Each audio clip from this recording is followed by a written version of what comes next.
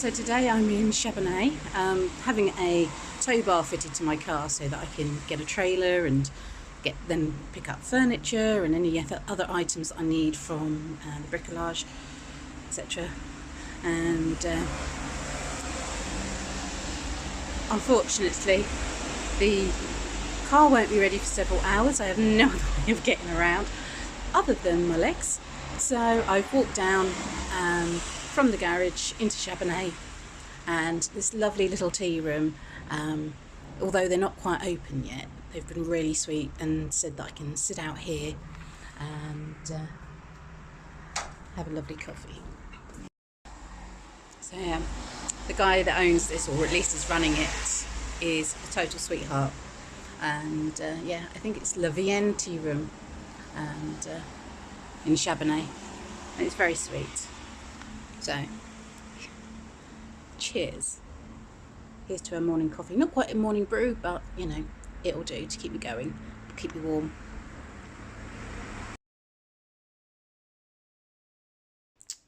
It's been a few days now since my family have all returned to the UK, and I have been recovering from that period, because I suffer with various chronic illnesses, and it just means that I have to rest every now and again, recover from the exertions of all the work that we did. And so yeah, Monday, I think Matthew left to go back to my sister and his boys, or their boys I should say, and Tuesday I rested. Wednesday I had a tow bar fitted by the lovely Roy in Chabanais to my car, obviously. Unfortunately though, it was an awfully long day and I only had the one vehicle, so basically took the car in and then went down to the cafe in Chabanais, the tea room, and also to the patisserie. Oh my god, the bread there is amazing, having had some of that last night. Yeah, heartily recommend. And also the tea room, fantastic people there, really, really sweet people, and great food and coffee. But again, then went up to collect my car and had to wait for a little bit in the rain. Was okay because I had an umbrella and everything, so that wasn't an issue. But yeah, just sitting in the cold did cause me problems with my back and flared my illnesses and stuff. So I came home, had an early night, because yeah, really didn't feel very well, and then slept most of the morning away as well. Had a bit of a rough night. But these are things, you know, that happen. There are, you know, so many people with chronic illnesses that affect them all in different ways. Just trying to get along and live their lives as best they can, because it really does change your life. This is something that, you know, I talk about on one of my Instagram pages, but and have a great community there of people that we call spoonies, which are people that suffer with chronic illnesses. So today, as you can see, is a pyjama day, recovering, resting in my fleecy dressing gown, and yeah, the kettle's just boiled. Going to go and get myself a nice cup of tea, and then try and start making myself feel a little bit more alive. I want to try and dye my hair because my roots are really blonde now, really, some possibly white even in there, but white blonde. And I've always been a redhead. I grew up as a redhead, and yeah, I've always had a white blonde streak at the front. since I was, I don't know. Anyway, probably 11. So yeah, I need to re-ginger it so I start to feel less like a ghost as the winter months set in and my skin returns to being as pale as my dressing gown. Which probably will do in not too distant future.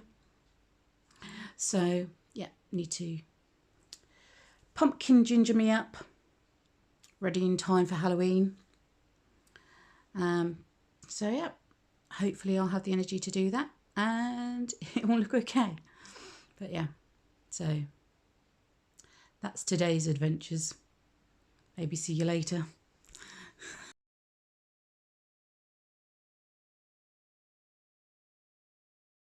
To the oven, it's come away a little bit at the seams. Not boiled over. It looks like it's going to be unctuous and yummy in there. It's got those little venting holes in the top there, which got a little bit of juices popped out of. That's all good. It looks all nice and crunchy. So we'll let that cool down and then we'll present that to my neighbours, because there is no point in me eating that all to myself. It'd be far too piggy, as much as it'll probably be really nice.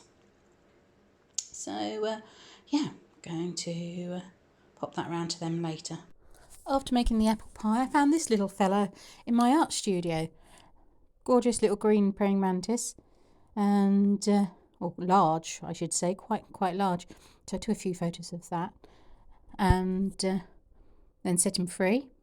And then nipped back via Limoges to visit Mum and Dad, and then back again to start the plasterboarding work. So today I'm going to attempt my first ever proper bit of plasterboarding. I mean, I've cut a few pieces before, and last night I chopped a chunk off of a full 2.5 metre piece, I think it was, just to make it, I think it was 7 foot in length, which will take us here, across here, to a certain point on the studs. And yes, I'm going to attempt to fit that, so wish me luck. I've been cutting up the top bit of plasterboard to try and make the bottom bit of plasterboard fit. And this bit of plasterboard, let's get rid of that. Now where are my markers? Okay, so I think this goes the other way around.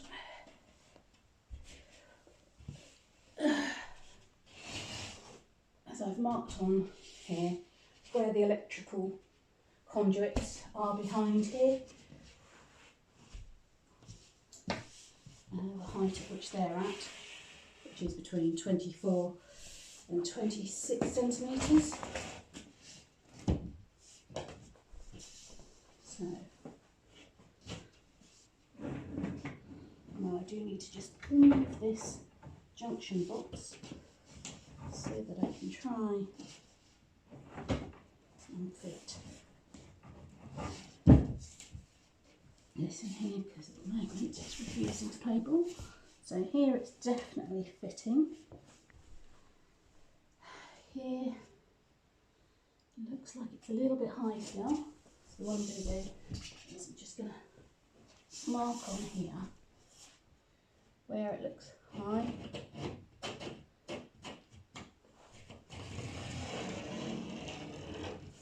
Therefore, anything that comes up blue has to come off in order to fit.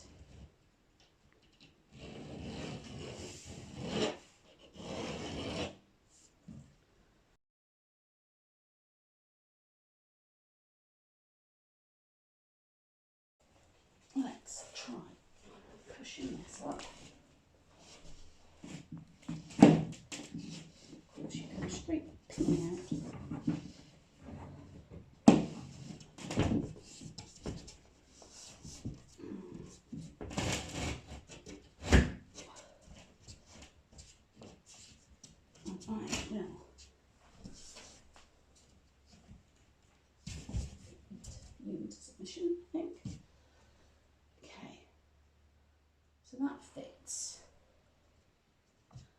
what I need to do is to screw it in.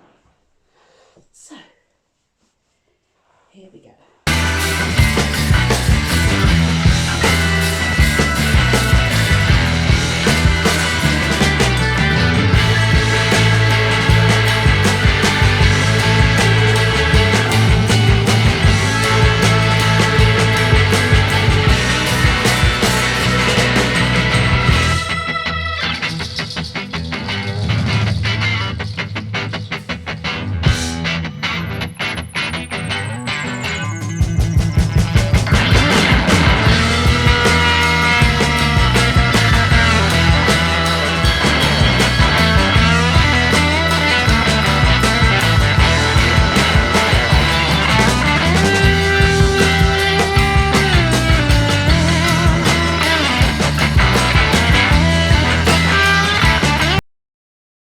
In the next video, some sightseeing and more DIY as my sister and family arrive for half term.